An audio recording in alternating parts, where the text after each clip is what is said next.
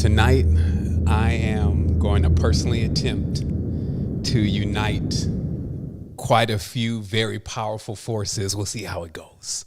Just know that I'm going to do my best.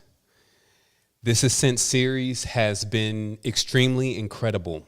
If this is your first participation in this series and you're just coming in on Tribe Vibes tonight, just know that we built up to this. So if some of this that's coming across, it becomes a little hazy for you, this means that you may have caught a chalet up here and it'd probably be good to go down to base camp at least after this and take a look at the introduction and write up the degrees so all this makes perfect sense to you. Other than that, just tune your mind into maybe this is science fiction. Get your popcorn together instead of your Palo Santo and your sage, and just really listen to what's coming across. And at minimum, you will be entertained. Earth and the cosmos is indeed a strange thing. So when you come to totally realize what it's all about, either one or two things happen.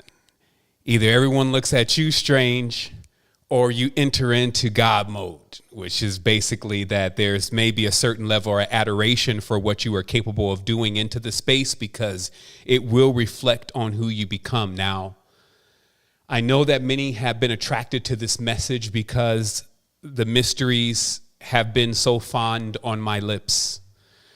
We have demystified some of the most tough topics in lifetimes. There are people who search for answers to things that we're talking about and demystifying now, and they have went to their graves still looking for those answers, not being able to necessarily find in the physical plane a teacher and an instructor to guide them on how to gain wealth in the astral life. And truly, life is infinite. This is why we always take a moment, we always take an opportunity to open up the space and to touch and agree. And we do that by raising our two hands. And you'll learn today that indeed these are two hammers, as they're called in the ancient times, light hammers. And as we raise these hands, it's the universal symbol of everlasting life on the physical plane. Our ability to continue to come in and out of this space, and whether we get tired of it or not, whether we get interested in it or not, whatever we decide to do, it will still continue. So we always say on this journey, because if a journey is infinite and sometimes you feel like you're getting a little weathered, to remember you always have this space that's open here to receive everything that is needed. And the reason why we can do that is because this is full spectrum. There's a being here from every part of the cosmos, and we're all here in unity, unified in this agreement that all is self. Now, there are many of these spaces open. We never fail to mention them. It is something that we've grown accustomed to because it shows that we are in the know. Now, beyond a show that we're in the know, let's go for a display. My pulling away from YouTube, because as you know, I'm not necessarily in that public space or on Instagram or many of these places, to me is a show that I'm not actually interested in people just hearing me. What I'm interested in is dialing into the space that is going to allow me to speak for all of us. What I've been able to accomplish is attune my vessel to the cosmos so that synchronicities are so strong, it's like you're seeing breadcrumbs all the way through your experience. And when you grow to learn and recognize this language and this code that this space is speaking, you will not only have the ability to be quick, as we're going to be talking deeper tonight about Tahuti or Thoth or Hermes or quite a few other beings, you're going to learn to be quick because you're going to gain the power and the access to move with the flow between both spaces, the world of the living and definitely not the world of the dead, because what they're doing over there could be everything in our minds but being dead. And this is actually makes it very interesting, because our word dead actually equates to that it's over.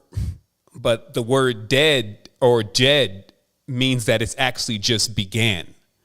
So we find that in the world that all of the deep mysteries are encrypted for a reason. It sets out an adventure before us, not if we believe in it, but if we believe in ourselves.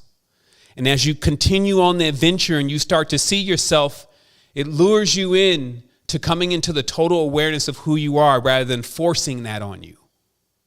It's an extreme responsibility to know who you are. You have to constantly manage staying in the gap, staying in between those realms rather than in one or the other. Or when you enter into those realms, operating with a formula to be able to know what you're doing, where you're going, and also where you may be leading others. It's an extreme responsibility to step out in front of another being and to tell them where to go in the path. Imagine if someone asked me for directions and I send them the wrong way. So to put on this mantle, to actually begin to share the vast levels of knowledge is of extreme importance, and it should be handled with extreme care. I feel that because we are all in this space based on resonance, that somehow, some way, that mantle is passed to all of us. So what I'm going to do is I'm going to give you what is necessary, what you left with me to make your path clearer. There are many times where we've left messages to others that we know are going to be in lives that we're going to get into, and we're not necessarily going to remember who we are in that life at first, because we don't go with luggage. We don't go with memories. You cannot go through the memories or the pores of reality with other memories. You have to leave those memories there. So you have to be able to reassemble yourself wherever you go. You have to be able to put yourself together. Like, when someone's going crazy, say, put yourself together. And the more rapid you can do that, the more spaces you can reach.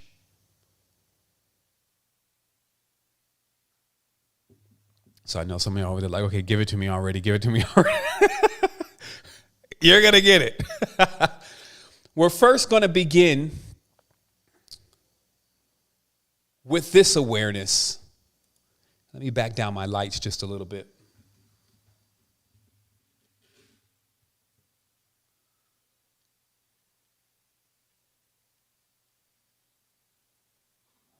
That feels better.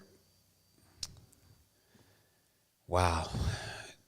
What I had to do to get to the point of being able to receive this awareness, I definitely had to be very flexible within my consciousness and to make myself, it's like it's all there already. It's all of the knowledge is already in your consciousness, but that's not enough. You must become it.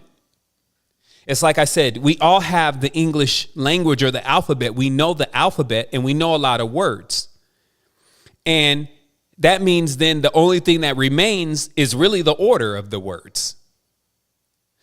Every day when you say a sentence, the words have to be in a certain order. Imagine if I said, can we to the 5, 6 now? You'd be like, what?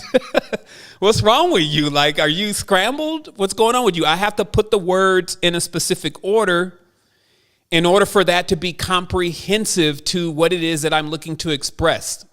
All this stuff functions this way. And this is why resonance is so powerful. So the entering of this particular level of the advent on this climb of Mount Meru, which is a climb up the spine, since we're at 8 degrees, and as I agreed that we would be somewhere around 9, there may not even be any more knowledge transmitted after this. It may be some reflection around that time. But that we would make this ascent, and we would come out to the top of ourselves, right into the seat or to the throne to become the lords of our own lives and to accomplish the ascension process once more. Behold, I can take this thing down and I can bring it back up. If you want to take your notes, behold, I can take this thing down and I can bring it back up. Behold, we saw the ladder going up and down. You're going to know what this really means. You're going to know what these sacred sayings, these sacred symbols are really, really about tonight. Now, it starts off with this code that you're seeing here on the screen, which is a code that was so eloquently cracked, showing the resemblance between the tetragrammaton, which we've often seen on any kind of chart that you see in where they're going to depict all the angels and God and any Masonic tracing board, anything that represents spirituality. I don't even have to show the pictures here. You'll find it everywhere, that if you look at the top and you look at the center, you will see this word. And this word is known as the hidden word, that no one can pronounce it. And that's a metaphor within itself, because the reason why it can't be pronounced is you have to be it. It's not just to say something, you have to be something. And we talked about how your thoughts and what you say have to match with what is in your heart. And we call that HSM, with all your heart, with all your soul, with all your might, is the way that you accomplish magic. That means that you're in. There's no doubt. You're in the know. So what this in the know is about this code and how its variant gives us the word Yehudi. Okay? Now, it's important for me to mention that the reason why we have such a schism in the knowledge and in the awareness today is because there was a metaphorical action that took place that governed the levels of power and the nation, the levels of power that each nation could reach. And how that was done is that there was a unified code, a word. Okay? And that word created everything. And when it got around to creating languages and people started using languages, it created one universal language that everything spoke. But in the process of the awareness of what was going on with, let's say, younger beings with a large amount of power, there was a decree that the knowledge would be measured. And you would get your allotment of the knowledge. And this started off with nations, that each nation carried a part of the code. This is what is metaphorically said in the Bible as, there's a scripture and you're going to see a lot of how you have to read between the lines, how you have to already know the theme so that you can follow the theme. So that way you can learn what the mystery is, because the mystery is going to be shrouded in conflict. The mysteries defend themselves in conflict, because the moment the mind goes into conflict, it blocks and it shrouds the mysteries. So all secrets will be shrouded within what you would see as conflicts. So when there's stories of conflict, the stories of the mysteries is being revealed. So there appears a grand scene of conflict in the Old Testament against gods and men. And some do not see this necessarily, but it's very direct that according to the Old Testament, that a higher God, which we'll term today Bulel, decreed that with human beings having the word, knowing their possibility, knowing their potential, and knowing how to create life, that with them possessing this power, that there would be even problems in the higher heavens because of the lack of awareness in which these beings were using this power. It's like there's an idea sometimes from us that if we can all ascend to heaven, and then the gurus say, and then we'd have to build cities there. Meaning that we would then as a collective just take what we have there, because who we are only transforms when we transform ourselves. So this is the space that we're supposed to be based on how we're carrying ourselves. And in this space, there have been many decrees. There have been many teachers. There have been masters. There have been good teachers. There have been strict teachers. There's been agreeable teachers. There's been disagreeable teachers. There's those who thought the lesson should be taught this way. There's those who thought it should be taught that way. But in this realm of power, there was a decree to reduce the power of the human being. And this comes out as, let us confuse them by dividing their tongues. And what this really means is, let us give each nation only a piece of the word. This will, in effect, disempower them because they will not be working together. And when they finally learn the true lesson of existence, it would admit that they had come all back together and given their piece so that they could see the whole picture. And this is what we have to do tonight.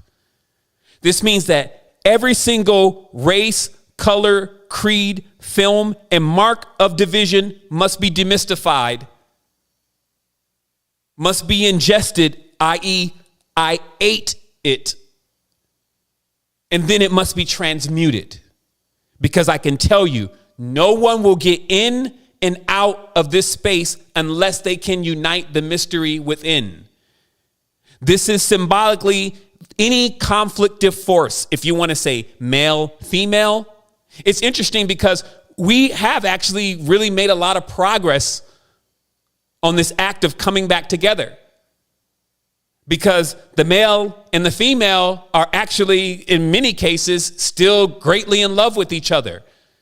And I'm also talking about even the depth of the soul, any kind of polarity, the soul, the spirit, light, dark, anything that has that dual component flirts with each other. And this builds energy and potential. And in the event they come together, it creates life. That's how babies get here. That pattern cannot be replicated, and it is extremely powerful. If one was just focusing on that, they would see that even all these mysteries that I'm explaining today are just that. So we went all the way around. We fully circumferenced the Cabal, which is a language. The language, as they say, well, Hebrew is the Cabal. Every language is a Cabal, but the Cabal or the cable is a world Cabal. It's a world serpent, as they call it. Ouroboros, a serpent eating its tail.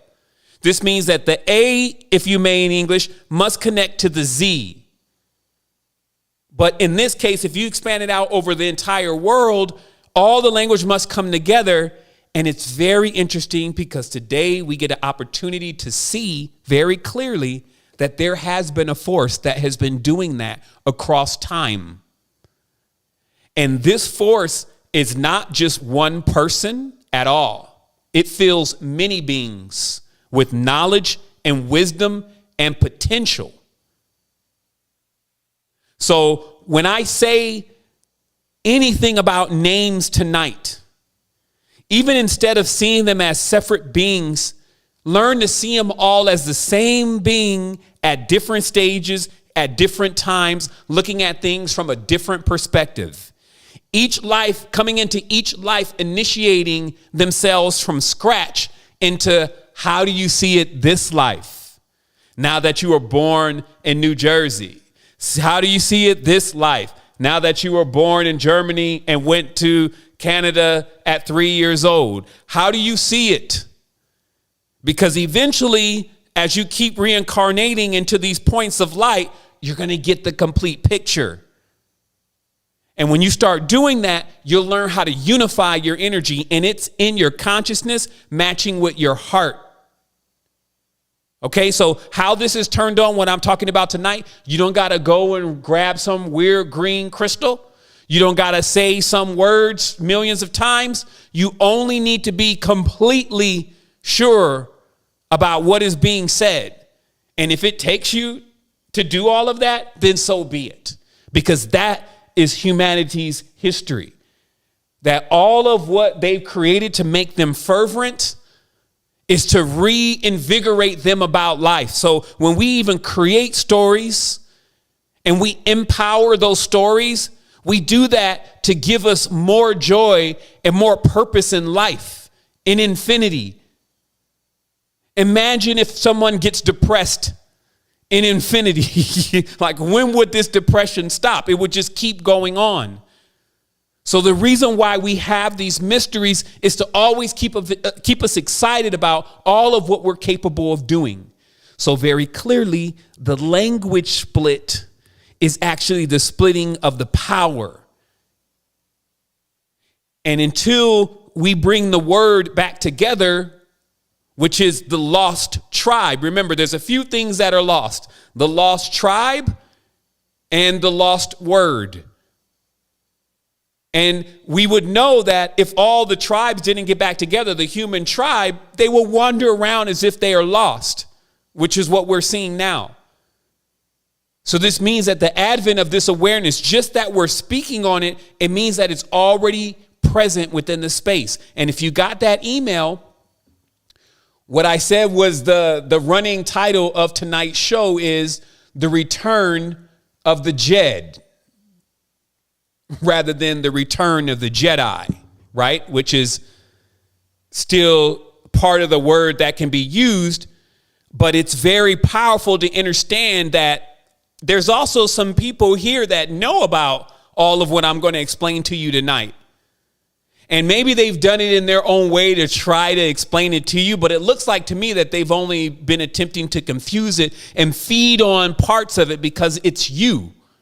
Feed on parts of this idea of being a goddess or this idea of being a hero, but use that only for really more control, more fame, more fortune, rather than to relieve the brothers and sisters of their burdens by giving them the power that's necessary to carry it. To many people, 100 pounds is not heavy. 50 pounds is not heavy. 1,000 pounds is not heavy to certain types of beings. So if I give you the strength, those no longer become weights. But I feel that in the reality now, because of the level of depression, that if some beings don't get power to lift up this canopy, I don't even want to go into what may happen because I already am projecting that it's not. My advent here is simply to, every time it gets turned up in the reality externally with things that are adverse to this power and wisdom, then we turn it up too. And we're not giving up. So eventually all forces of ignorance will be flooded with knowledge, wisdom, and light. And this is how.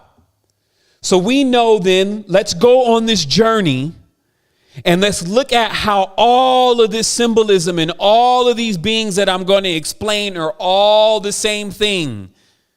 Because in truth, there's only two different things going on. And once you learn how to unite those forces, then everything is the same.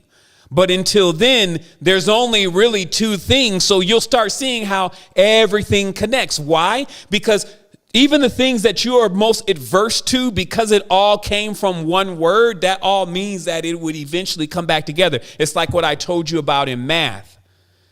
That if I just go back to your grandmother and your grandmother's grandmothers, your grandmother's grandmothers, your grandmother's grandmothers, I'm going to eventually get back all the way to the point where there's no more division. And then I'm going to be there standing in front of an androgynon, a hermaphrodite, not split. This is actually a point that takes place in the gestation inside of the womb. Since all there really is the cycles of 9 months, genealogy, the 9 of all of the whole cycle, because that's the cycle. It's like there's 9. In that process of the 9, if you understand the gestation of a child, the child is genderless. It's only until they reach a certain part, the final part of the creation process, that they start to gain the actual gender of what they're going to split into the physical reality. But there's a prolonged process where they are eunuchs unto the Lord, meaning that this child is an angel. It's genderless, not having a sex. So this becomes interesting because if we look at the stages and cycles that a child is in the stomach, it is also the stages and the cycles that a human soul is going through the eternal experience, if you may. So there was a time that you were in the garden, in paradise. All of the food and everything that you needed to sustain yourself was being brought to you and provided to you. This is our mother's womb. This is also symbolically that on the planet, there wasn't much moving. Okay? Follow the knowledge here. There wasn't much moving. The waters were still.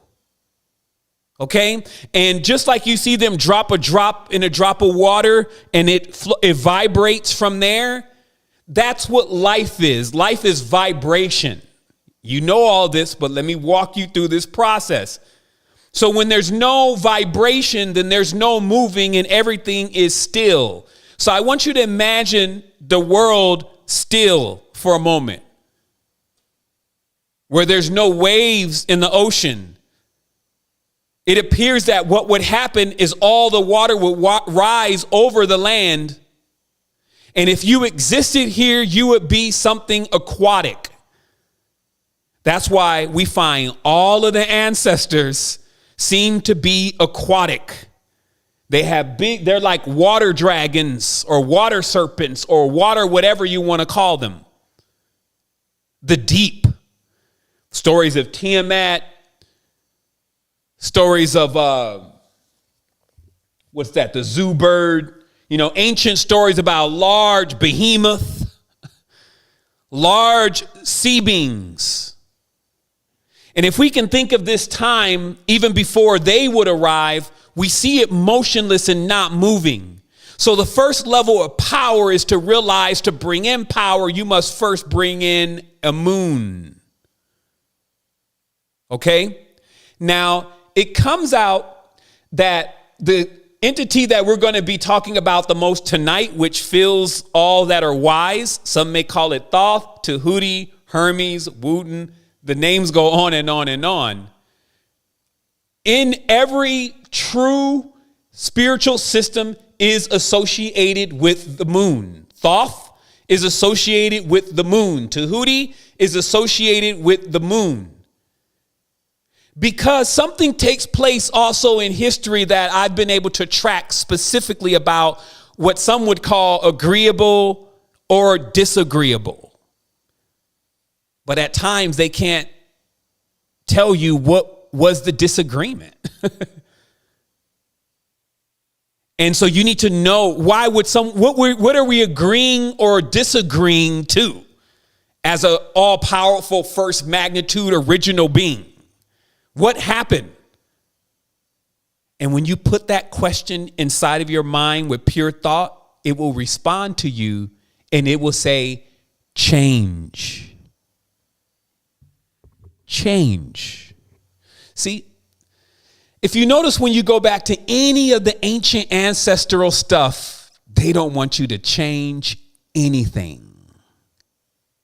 We are almost out of that epoch completely where we have great-great-grandparents or some culture, some indigenous tribe to tuck in with, to where they'll show you, you sit where you're supposed to sit. We don't do nothing around here if you don't get told to do. Everything here is in place. They even put stones to mark the place. This is where it goes on here. You will not change this. Do you understand that? Like, it's the same thing that you see systems like there's the Mayan system where they pinpoint like what day you were born on, and then they tell you what you're going to do for the tribe.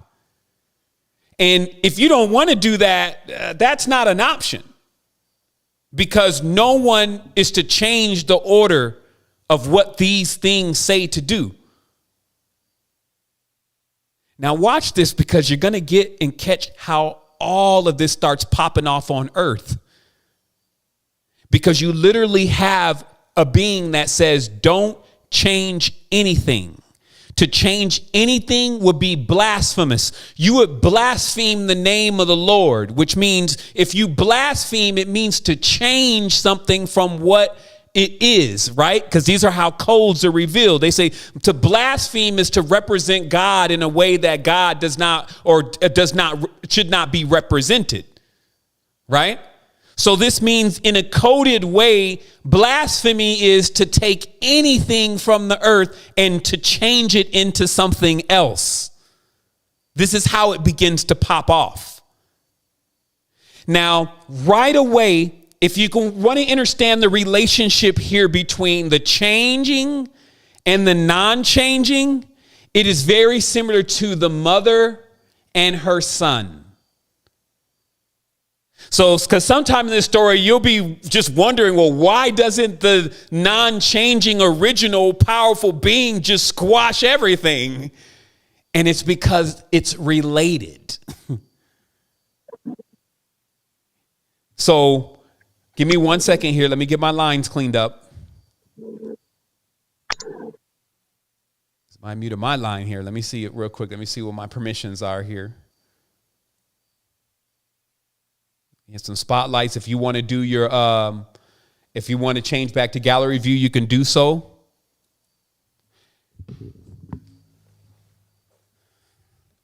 Okay. So I'm going to give this to you one more time, because if you don't get this, you'll create a devil again.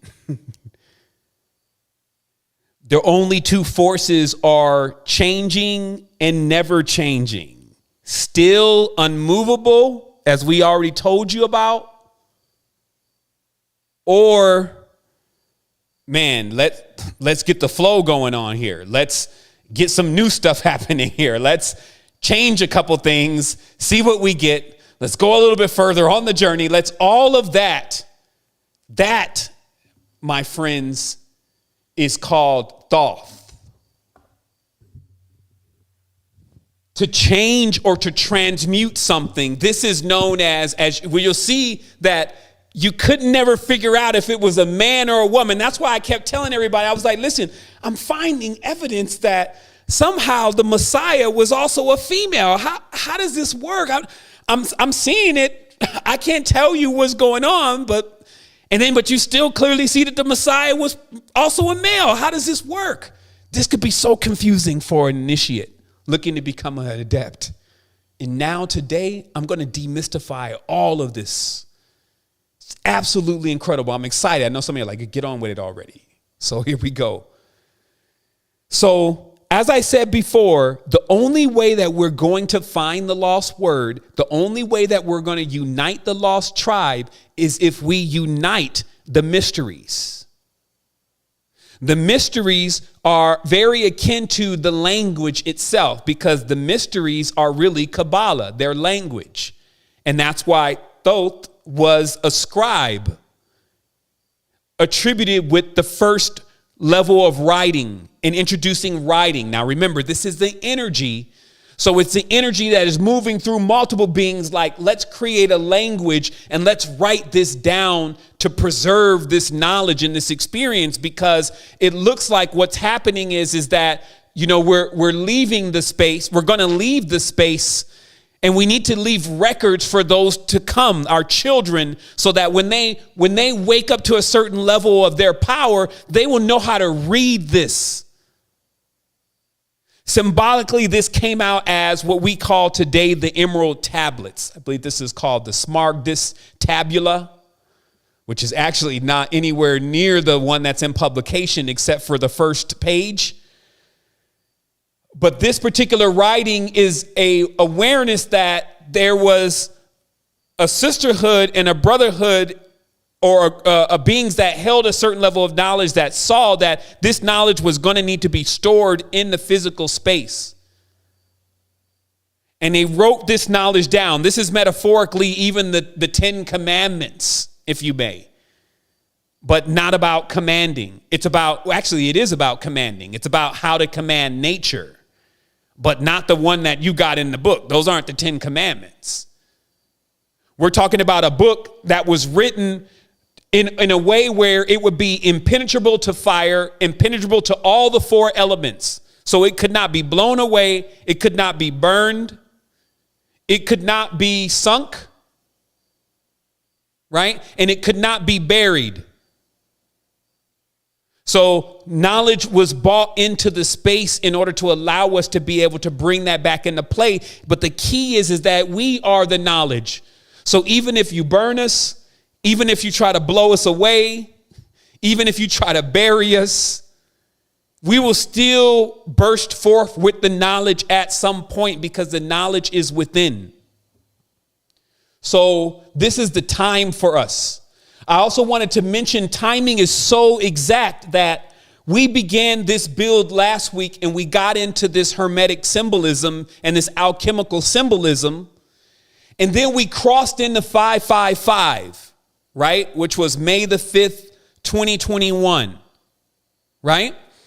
And on that day, we saw, because that's Mercury, which is what's called commerce.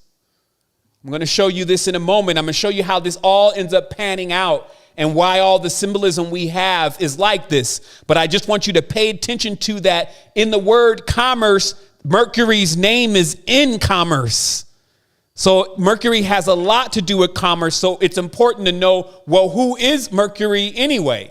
But on 555, as I told everyone, that the new money would have something to do with ether, because spiritually we're discovering, or we're in the advent of realizing that we have an astral body, or that we're etheric. And we watch Ethereum begin its bull run, as it's called. And now the alt season has began. But this is symbolism. Even when they tell you Doge is going to the moon, since this all has to be related to commerce, you even see today by the end of this build why Hermanubis and Anubis, or God, the god of the underworld, or the god of the moon, is a dog. It's the opposite side of the Thoth. Thoth's opposite side is Anubis, right? So then you see that there is a very occult connection with commerce that is precise. If it doesn't exist anywhere else, it exists here. But the first commerce is about our body, because first of all, as you've seen, I've demystified how they modeled the dollar or the taller after the human body.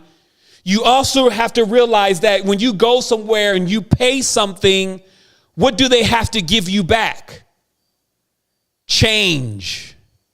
And we use that word for a reason, because the God of change is not the God of unchanging. This is where the conflict is: a change and an unchange, a ladder going up and a ladder going down. And unless you understand how to operate both, you will not unlock your body, because your body is the caduceus staff. The caduceus staff, as I'll teach you tonight, is God, which is you. It is God. It's not something Hermes is holding in his hand. It's like once you reveal the mysteries, all you can do is unreveal the mysteries. And this is where the world is at right now. It's in the unrevealing the mystery point, because it's confusing all the mysteries. This is the body, and we know it's the body, but we keep being re-altered with conflicts. And thus we don't actually get what's being expressed by our ancestors, saying you must raise the Jedi if you expect for the Jedi to return. If you want the Messiah to return, this is the Messiah. And I'm going to show you how every single Messiah figure always had the same symbolism. So let's go. We have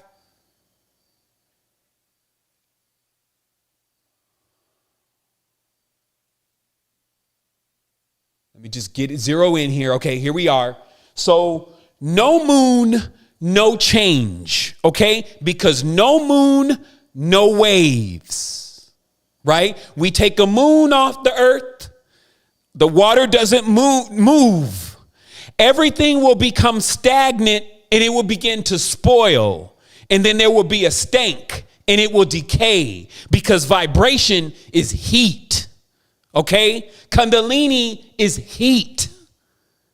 Right? But on all levels, even to the deepest level, Kundalini is heat. It's a sun god. You see what I mean? And they used to call this the serpent. The risen serpent. The word Kim is a reference to the serpent people. Okay, this is that uncomfortable part of the whole thing because they have a Catholic program running from the bull. See, because there are those who are aligned with Bull-El. Remember the unmoving concept. These are oligarchies. They don't want anything to change. They want everyone to be born in the state that they're in. And as long as they're the wealthy ones, then things should stay like that. So they'll use the Hermetic principles when they fall out of power. But when they come into power, they switch to Bull-El where they don't want any changes to happen. Do you see how someone can be like that? Like when you think about that, it's like, do you see how the original could be like, man, don't touch this. You see, it's good. We all good. Do not vibrate. And this is why the mythical serpent in the garden is none other than Thoth, is none other than Hermes, the emerald green serpent with knowledge, known as Ningrashita, the Lord of the good tree, meaning that there were two trees in the garden. These are symbolically to the two that are twining up the pole. And there was a tree of wisdom and knowledge. And that wisdom and knowledge was given to woman, which was to give her a womb. And when she gained that knowledge, she tried to give that to man. Okay? But to create life would be to create vibrational heat and force. And when they did that, they became like gods. Their eyes were open to Kundalini. And that alerted Bull-El. And Bull-El was like, what's good? I thought we said no changing. So this is also why many of these beings are sometimes seen, because it's an energetic thing. We're trying to dial into something as changelings or shapeshifters. They shift frequencies because the whole thing is about shifting frequencies. If you can create change, that Caduceus staff is indeed like a tuning fork, but far more powerful because it can emit all sorts of frequencies on different scales. And because the power revealed within just the first page of the Emerald Tablets is only about resonance and how things that are alike attract each other and how you want to go around things that you like. And when you know what the power is around that, that means that you can literally begin to just emit certain frequencies to attract things because they like that.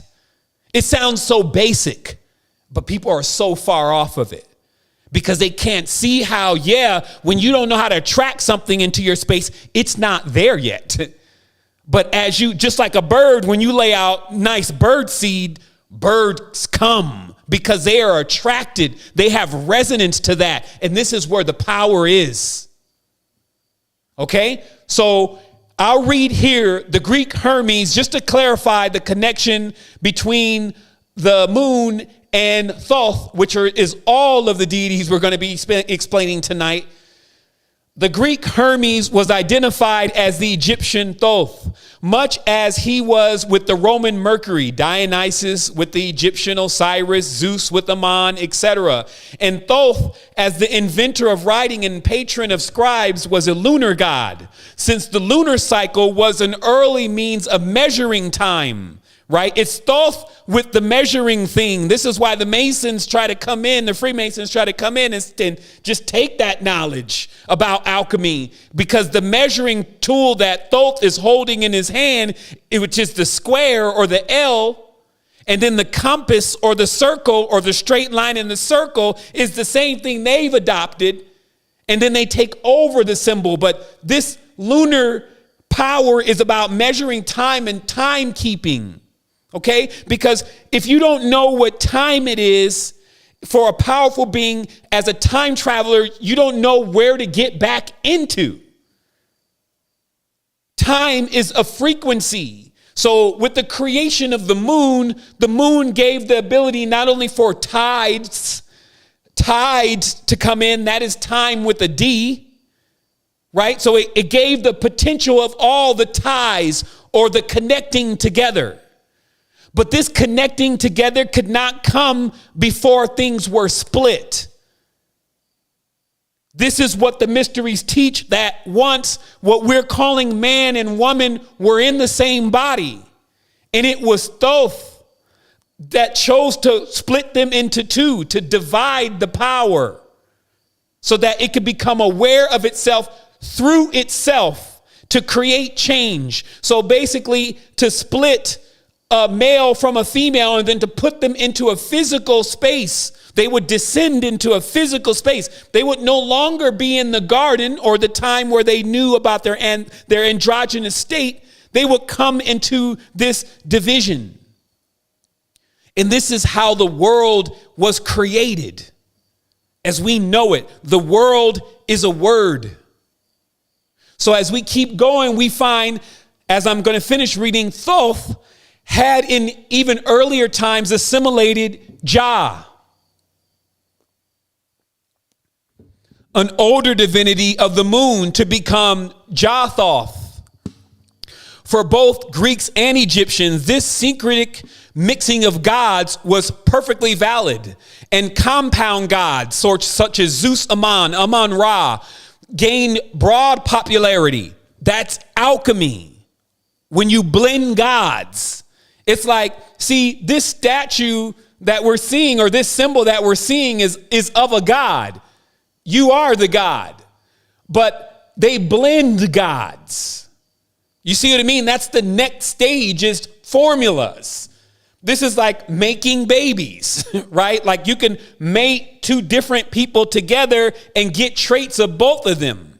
That's alchemy.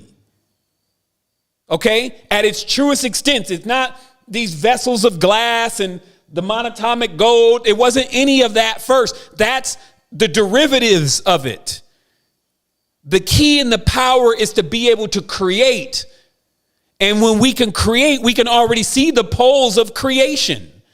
And then when we know what those two poles are, or those two great snakes, then we know how to charm them, if you may, to get them to come back together to create power.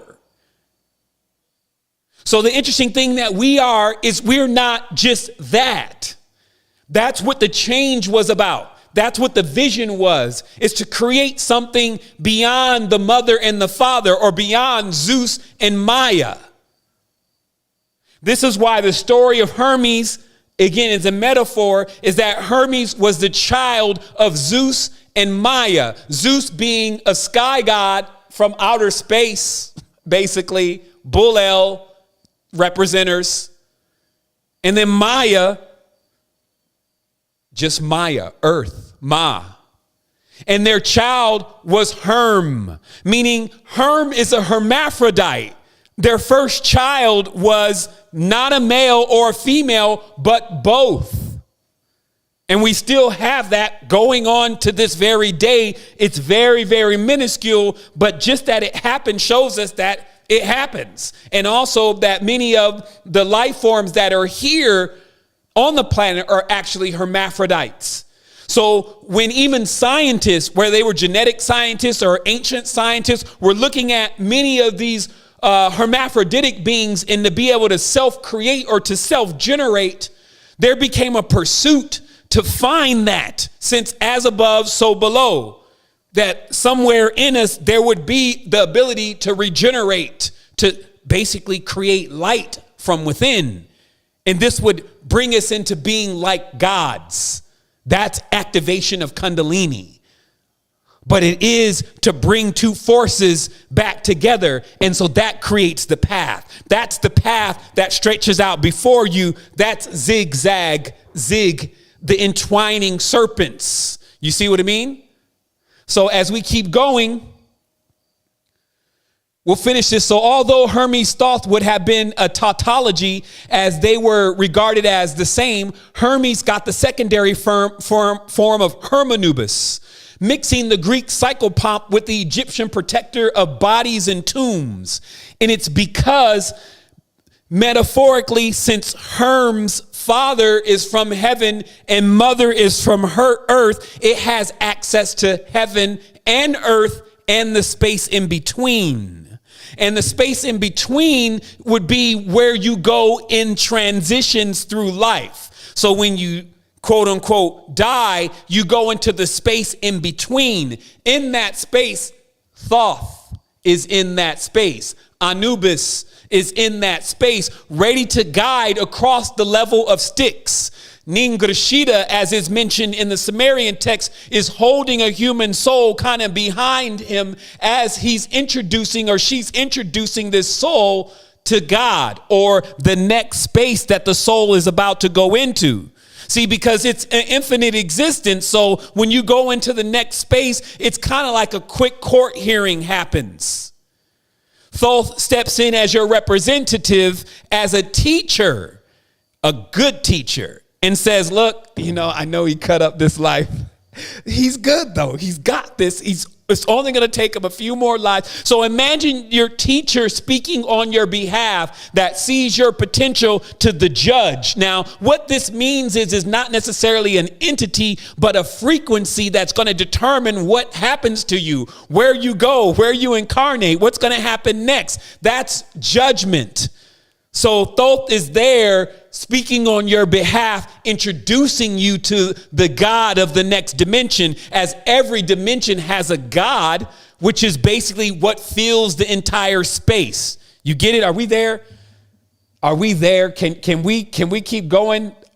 Okay, let's keep going. This is clear. At least it's clear to me, but I've been on this for 4 days. This is write myself down. So remember, let's rewind here when things never change. So equally as you can be on that unchangeable side, ready to exact vengeance upon anyone who's out of line. See, because when you decide to make a change, guess what? In that process, until the change is complete, it's ugly. It's a monster.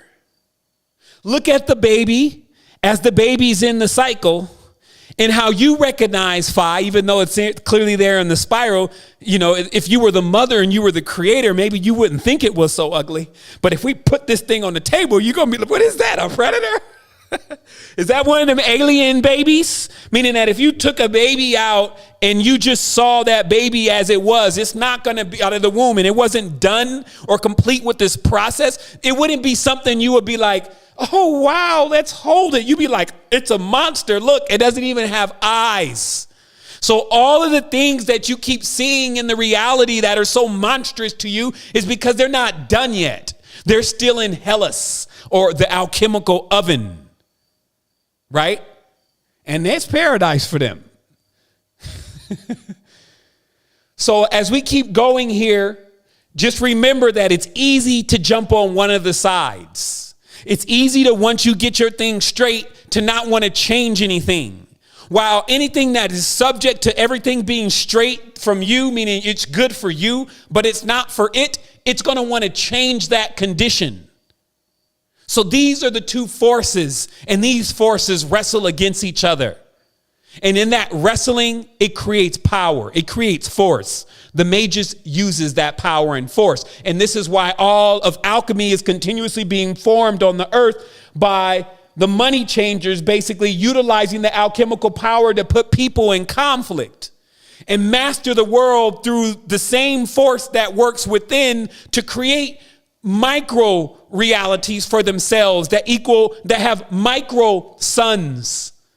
Micro levels of power in their own little nucleus, but not enough to power us all, because we would have to be disempowered for that to work. You see what I mean? So this is why this knowledge is all you need. And then to turn it into wisdom. So let's clarify really quick so that way we don't lose this train here. So this means that Thoth is the tetragrammaton, because the tetragrammaton is Kundalini. Kundalini has a field of torsion around the body. It causes an energetic field around the body, right? So all this is the same thing, but yet your favorite occultist seems to not be aware of this. It's a work in process, but what some of the things that are being done now with occultism and bringing people into knowledge is monstrous, because it's not complete. When you know the mysteries, it's easy to see someone who doesn't. And this is why I was saying there's still a demarcation of those who are coming to learn versus those who just want to teach for the status of teacher. And this is what you had in history. You had people that just wanted to be worshiped for the knowledge, not interested into giving application to others. So thus, they didn't unlock the knowledge themselves. They barred the door from themselves, and we'll call them the money changers. But before I get to that, let's make this correlation again between Yahweh, or YHVH, Yahweh, and Yahuda, which means which is where we get the word today, Jew. And to understand why those that are calling themselves Jews and are not are basically increasing the lost tribe phenomena, because they are locking in knowledge that they stole from Kemet, as we keep talking about, because it's a very key fundamental here. YHVH, or the tetragrammaton, or the ability to power up, to implode the pyramid itself, the great thing, the thing that powers the great pyramid or the great temple. The human being is the great pyramid. The unit in it that powers it is called Yahweh, or YHVH, Jehovah, okay, which all means what? Kundalini. This is why it's lost. The Father has lost the Son in this case. The unmovable. This is why there's always this step down in everything that you see. You see the dollar there, and it's more valuable. You can imagine that dollar as the unchangeable. And then there's change, which is the other one that you get. The dollar is straight, right? You get a circle dollar? Not unless it's in a coin.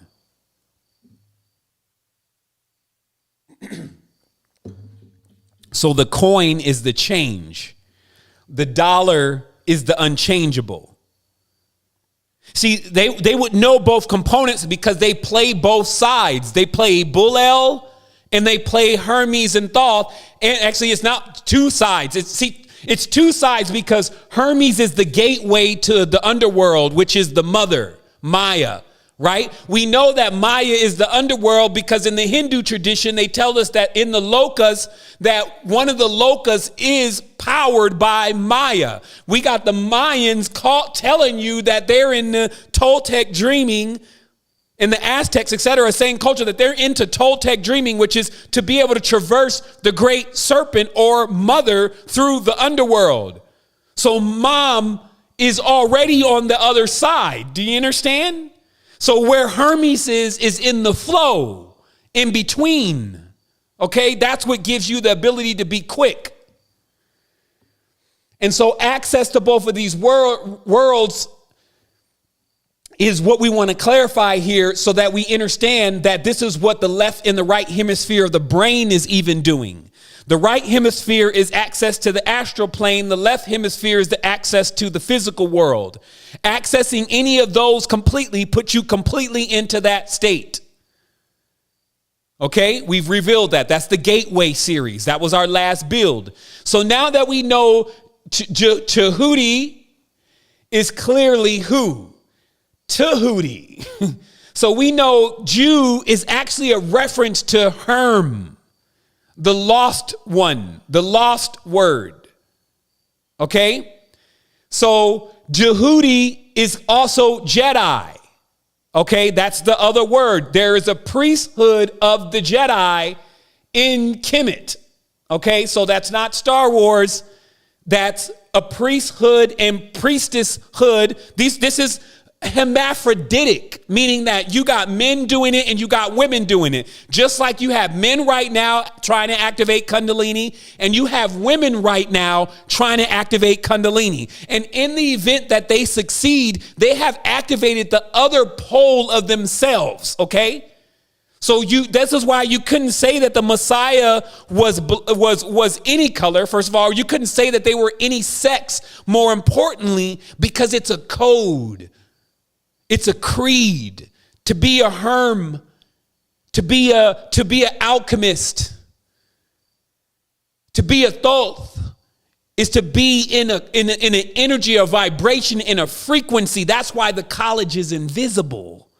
Because it fills all spaces. It's here, knowledge, wisdom, and intelligence that has connected through time because time was measured by Thoth.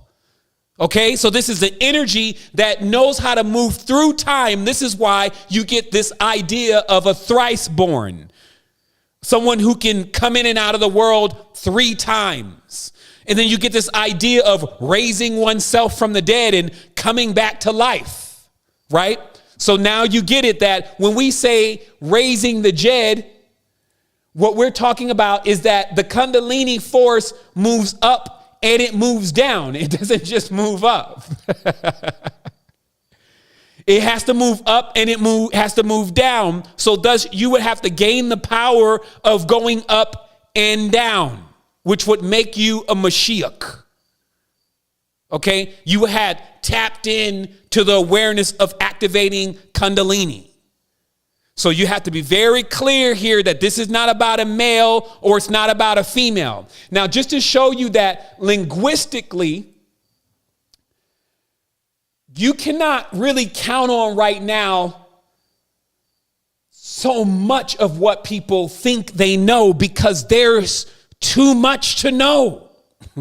Meaning that because writing started way before we did in this life, there's so many books, there's so much in language that has been created to try to traverse language completely. You would need a time machine or you would need a master code.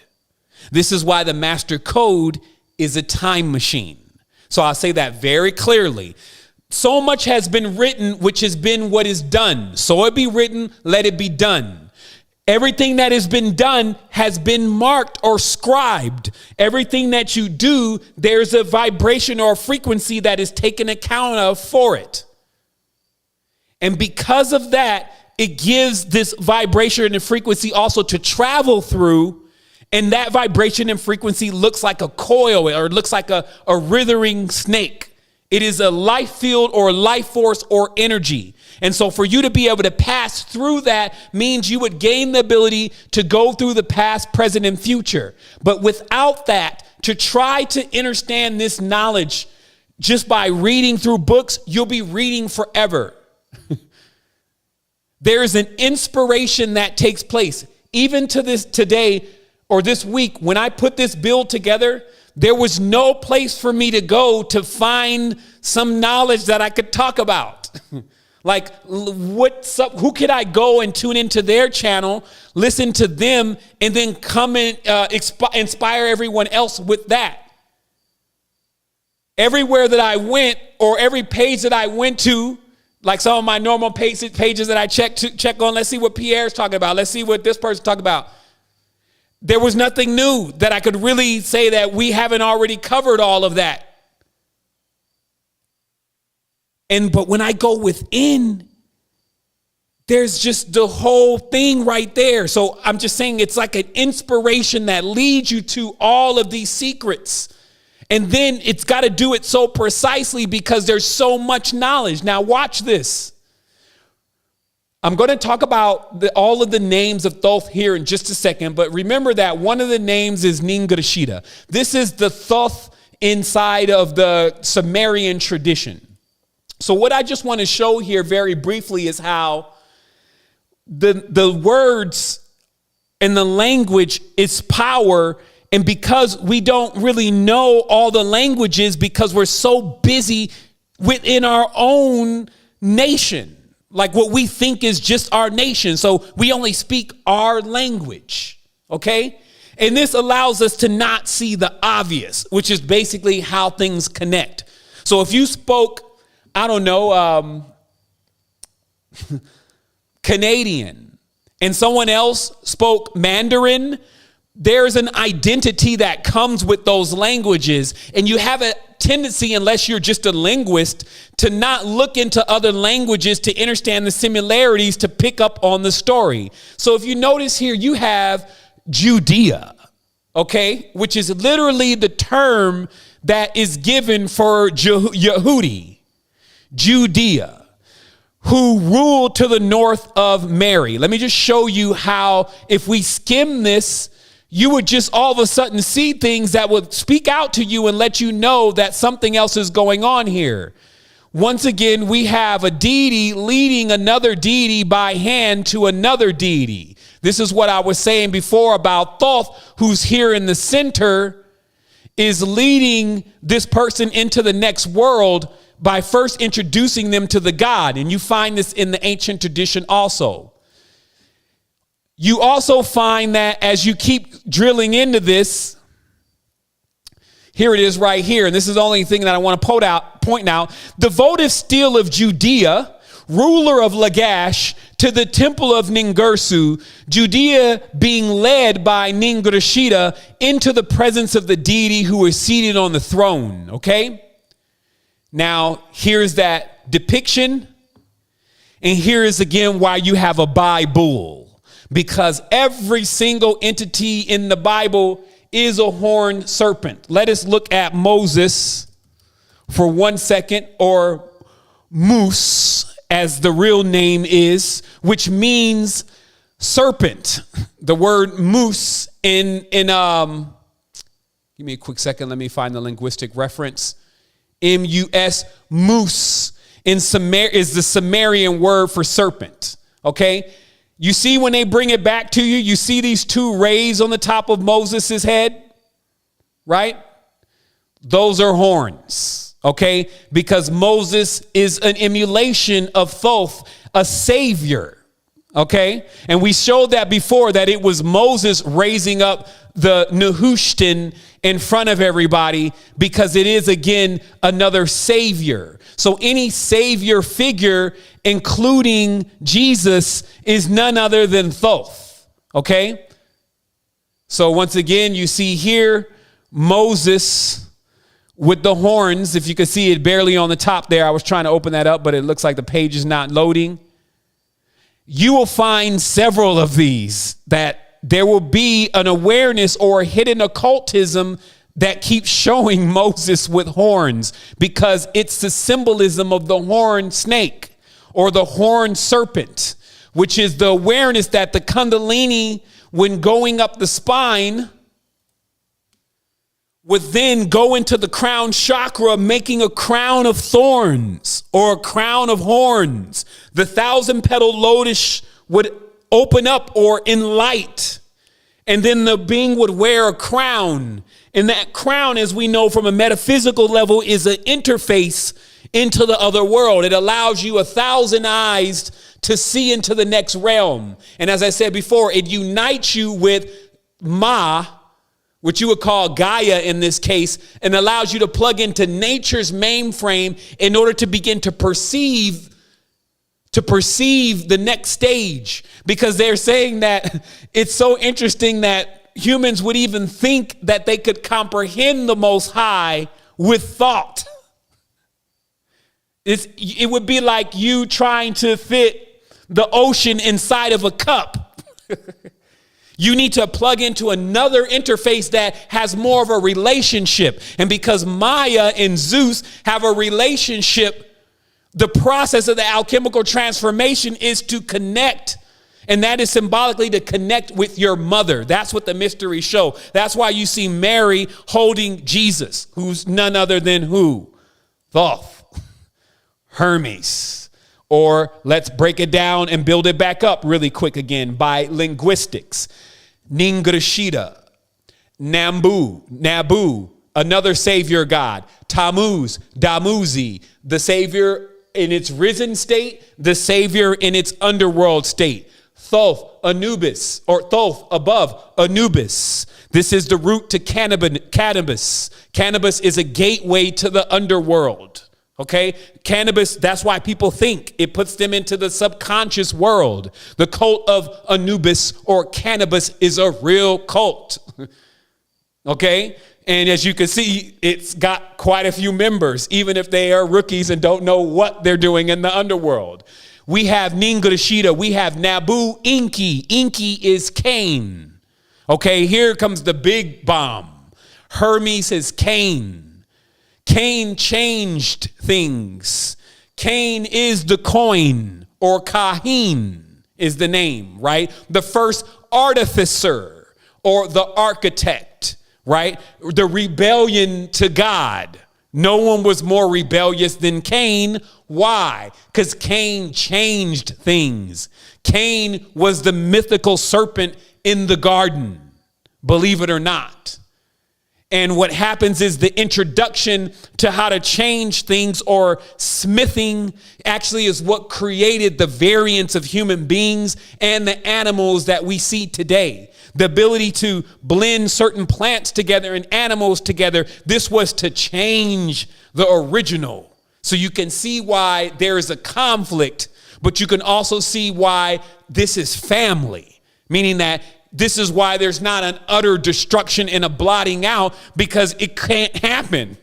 It's like, what more than to put some conflictive forces together that never end?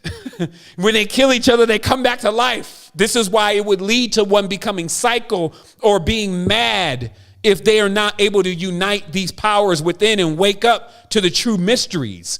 Thoth, Hermes, Hercules, all Greek. Hercules too. Wooten, Norse. Quetzalcoatl, Mesoamerican. Viracocha, Incan. Merlin, Celtic. Sarama and Indra, which is Hindu. Zoroaster in Persian. Idris, the green one. How did we miss it? The Emerald Tablets, the first translations of the Emerald Tablets are all in Arabic, right? So that's why I said this Emerald Tablets of Dorial and all the rest of the Emerald Tablets that I see on Amazon, man, I don't know how Thoth is feeling about this. I just have to make sure it's on wax in this because, see, if you understand, let me pronounce the word correctly.